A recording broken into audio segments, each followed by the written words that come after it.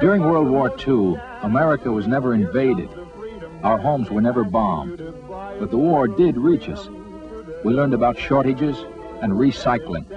And Boy Scouts canvassed neighborhoods collecting scrap. We all invest in the USA.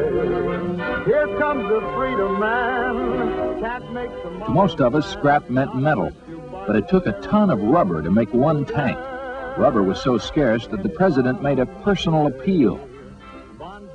We don't know how much used rubber there is in your cellar, your barn, your stockroom, your garage, your attic.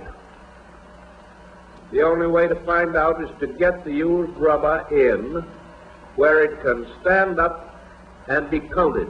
Once the rubber is in, we will know what our supplies of used rubber are, and we will make our plans accordingly. Of one thing you can be sure. We are going to see to it that there's enough rubber to build the planes to bomb Tokyo and Berlin. Enough rubber to build the tanks to crush the enemy wherever we may find him. Enough rubber to win this war. Gas stations collected used rubber and paid a penny a pound. By the spring of '42, when gas rationing began, you could only buy 5 gallons a week unless you had a special sticker. So Americans took buses and formed carpools. Some even put their cars on blocks for the duration of the war. Cars were not the only luxury to disappear. Silk and nylon were needed to make parachutes, and women gave up their stockings.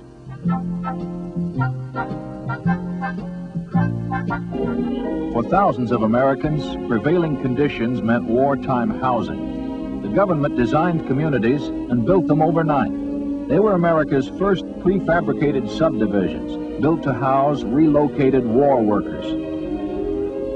At Willow Run, families from Detroit, Chicago, and St. Louis shared clotheslines and daycare centers during the war.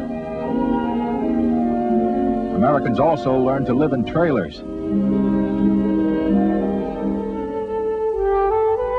But for more than 100,000 Americans of Japanese descent living in California, relocation meant something different. The day after Pearl Harbor, California banks refused to cash their checks. Gas stations turned them away. Though most were American citizens, they had to prove their loyalty, even the kids. In the hysteria following Pearl Harbor, America grew suspicious, hostile, scared. Anyone who even looked Japanese was suspected of being a spy.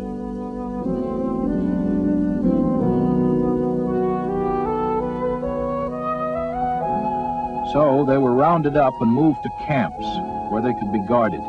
Anyone with even one great-grandparent was interned.